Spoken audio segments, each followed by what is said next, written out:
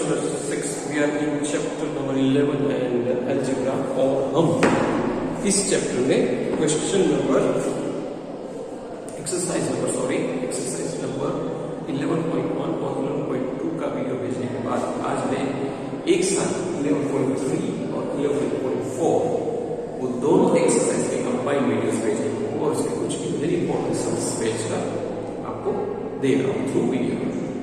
तो बच्चों जब आप ये वीडियो देखें तो अपनी text book NCERT exercise 11.3 please keep it open, उसको खुला रखना ताकि आप क्वेश्चंस देख सके और फिर अच्छी तरह से समझ भी सके। अब क्वेश्चन नंबर 1 जो है उसमें 11.3 में make up as many expressions as you can, यहाँ से आपको कुछ एक्सप्रेशंस ऐड करना है और इसमें सिर्फ 3 ऑपरेशन यूज करने हैं, एडिशन, सब्ट्रैक्शन एंड मल्टीप्लिकेशन वो भी दिया है। तो बच्चों वो बहुत आसान है, आपको सिर्फ पेयर्स बनानी है और इसमें उसने नंबर्स भी दिए हैं 5, 7 और 8। ये 3 ही नंबरों का उपयोग करना है, 3 ही ऑपरेशन यूज करने हैं। इन शॉर्ट आपको डिविजन ऑपरेशन यूज नहीं करना है। तो जैसे कि 5 + 8 - 7 भी है, देखो हिंट दी गई है 5 - 8 - 7 और 5 × 8 + 7। तो आप कोई भी नंबर को इधर उधर करके एक्सप्रेशन बना सकते हैं। फॉर एग्जाम्पल मैं बना रहा हूं 7 × 5 - 8 या फिर मैं बना रहा हूं 8 × 5 - 7। ऐसे कोई भी एक्सप्रेशन आपको बनाने हैं, आप जितने भी बन सके आपसे वो बना लेना, उसमें बिल्कुल इजी और आसान है। जैसे जो हिंट दी है उसी तरह आपको नंबर को इधर उधर करके आप एक्सप्रेशन बना सकते हैं। So that is question number 1। Question number 2 मैंने यहाँ पे आपको बताया है क्वेश्चन नंबर 3 बताया है। क्वेश्चन नंबर 2 भी आपको मैं पूरी समझाऊंगा, जहां पे आपको लिखा है which of the following are expressions with numbers only.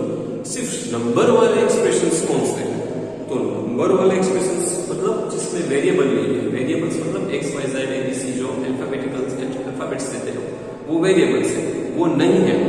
ऐसे तो मैं सिर्फ देख रहा हूं पहले में है, दूसरे में भी है, तीसरे में नहीं है तो C, चौथे में फिर 5 है वो भी नहीं है, मतलब D C भी आएगा। तो इसका आंसर सिर्फ C और D है। तो दोनों एक्सप्रेशन ऐसे हैं जिसमें कोई वेरिएबल्स नहीं है। क्वेश्चन नंबर 4 देखें जो मैंने यहाँ पे सॉल्व किया है। इसमें आपको बताना है identify the operations addition, subtraction, division, multiplication in forming the following expressions and tell how the expressions have been formed. बस आपको बताना है कि कौन सा ऑपरेशन यूज किया है। देखो जैसे कि पहले z + 1 तो एडिशन यूज किया है, तो आप लिखो पहले में एडिशन, सेकंड में z - 1 है तो सब्ट्रैक्शन, चौथे में y + 17 है तो अगेन यहां प्लस की साइन है एडिशन, y - 7 माइनस की साइन है सब्ट्रैक्शन। बस ऑर्डर में बताते जाना है एक्सप्रेशंस के साइन को देखकर आप ऑपरेशन बता देंगे कि whether it is subtraction, whether it is multiplication, division, whatever. मैं एक और इसमें बताता हूं 17y 17 और 5 साइन का जो है 17y का तो कोई साइन नहीं है, इसकी मल्टीप्लिकेशन की साइन है, इसलिए मैंने लिखा मल्टीप्लिकेशन। ऊपर नीचे है तो डिवीजन है, तो y और 17 सेकंड डिवीजन किया है और थर्ड में फिर से मल्टीप्लिकेशन किया है। सो इस तरह से आप बाकी के सम सॉल्व कर देना। I hope you understand this. Question number 4 जो बहुत ही इंपॉर्टेंट पार्ट है इस चैप्टर का, जिसमें आपको give expressions for the following cases, आपको एक्सप्रेशंस देने हैं। मतलब यहाँ पे सेंटेंस में लिखा है उसको एक्सप्रेशंस वे में कैसे लिखें, तो वो मैंने बोर्ड में आपको समझा कर भेजा है। 7 added to p, तो आपको लिखना है 7 is added to p, मतलब p को 7 ऐड किया जा रहा है तो एक्सप्रेशंस बनेगा p + 7, क्योंकि p को 7 ऐड किया है, 7 को p ऐड नहीं किया है। सो 3 + 7। एक और मैं बताता हूं जो d है p / 7, तो p / 7 मतलब p/7 डिवीजन इस तरह लिखा जाता है expression. So this is how you solve sums. एक और है g - p / 5, सो -p/5। एक और है -p × 5। अगर -p is multiplied by 5 तो आप लिख सकते हो -5p, और नीचे लिखा है p × -p, उसका भी वही आएगा -5p, क्योंकि मल्टीप्लिकेशन में आप नंबर को प्लेस चेंज करते हो तो कोई आंसर में फर्क नहीं आएगा। आप 2 × 3 लिखो that is also 6, and 3 into 2 लिखो, that is also 6. So I can write as 5 minus 5b minus 5b. Answer will be the same. So this is how we have solved question number 4. पीछे अगर आप check करो तो कुछ expression ही है same. You to continue with question number 4 and question number 5. Similar question same ही है. लिखा है कि 11 added to 2m जो मैंने यहाँ पे दिया है, 11 added to 2m को हम 11 ऐड करते हैं. इसका मतलब यह है 2m प्लस 11. इसको इस तरह लिखते हैं. इसका एक्सप्रेशन ऐसे बनता है. एक और जी आया है, y is multiplied by 5 and result is subtracted from 16. y को 5 से मल्टीप्लाई करके वो जो रिजल्ट आया है वो 16 में से निकालना है. फ्रॉम 16 लिखा है मतलब 16 और y is multiplied by 5 तो 5 आया. जब आप किसी चीज का मल्टीप्लिकेशन करते हो एक्सप्रेशन में तो साइन नहीं देनी चाहिए, दो नंबर साथ में लिखो. y is multiplied by 5 तो 5, समझ गए. 3 is multiplied by x तो 3x. So this is how we write the multiplication in expressions. या फिर जब आप expressions बनाते हो in simpler way बताओ तो अगर multiplication है तो कोई साइन लगानी ही नहीं है, दोनों को साथ में लिख देना है. z is multiplied by 3 means 3z. 7 is multiplied by 5 7 is multiplied by p, sorry 7p. This is how we write the expressions. तो बच्चों ये 16 minus 5 is the correct answer. Okay? अब कुछ एक्सरसाइज के सम से ये आपको पूरा कर देना है. हम पॉइंट आउट को ग्रुप में जरूर लेना वो सम सॉल्व किया ऑफ कोर्स भेज होगा, लेकिन अब हम शुरू करते हैं एक्सरसाइज 11.14 के बाद 11.13 के बाद 11.14 आई मीन 11.4 नॉट 14 सॉरी 4 11.3 पूरा ले लेकर अब 11.4. Okay, so let us go for कुछ क्वेश्चन नंबर 1 ही दिया है जिसमें आपको बताना है कि किस तरह से एक्सप्रेशन फॉर्म किया जाता है गिवन सिचुएशन से. लिखा है कि take Sarita's present age to be 5 years. मतलब कि अभी आपको सरिता नाम की एक लड़की है, उसकी एज कंसीडर करनी है 5 years. 5 साल उसकी एज कंसीडर करनी है. ठीक है, तो फिर कुछ क्वेश्चंस में से हमें एक्सप्रेशंस बनाने होंगे, वो किस तरह से बनते हैं हमें चेक करना है. तो लिखा है what will be her age 5 years from now.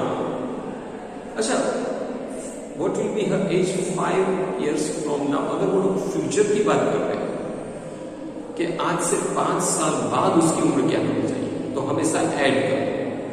तो वाई सरिता की एज है, 5 साल के बाद की बात कर रहे हैं, 5 साल में वो 5 साल बड़ी हो जाएगी, वो जो भी एज होगी उनसे. तो आप लिखेंगे y plus 5, that will be the expression y plus 5. ठीक है. What will be her age 3 years back. अगर वो पीछे जाने को कहे तो सबट्रैक्ट करो. तो उसने पूछा है कि उसकी एज 3 साल पहले क्या होनी चाहिए, तो y minus 3, that is the expression. फिर सरिता's grandfather is 6 times her age. Okay, Sarita के ग्रैंडफादर उससे 6 गुने बड़े हैं. किससे? सरिता से. तो मैंने आपको बताया था अगर 6 times मतलब मल्टीप्लिकेशन, तो आप लिखेंगे 6y. Right. What is the age of her grandfather?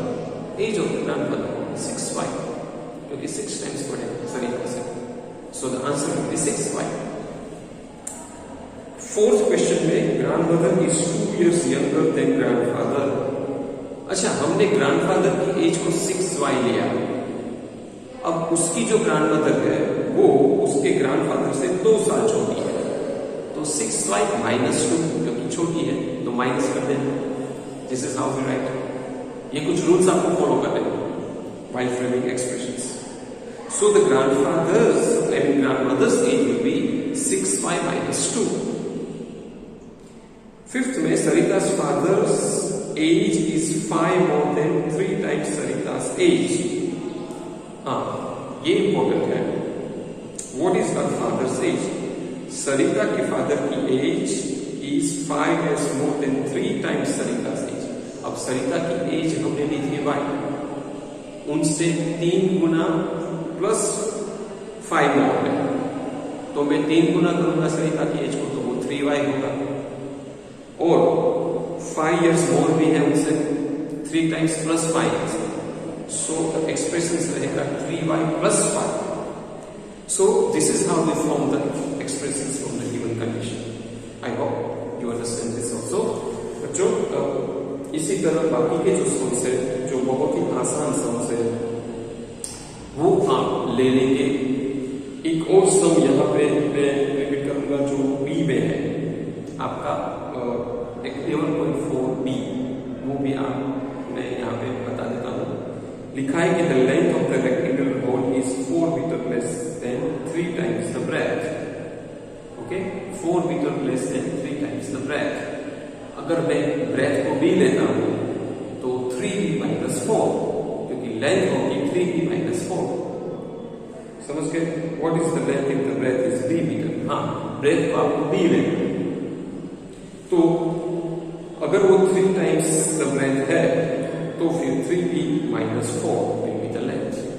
so this is how we frame।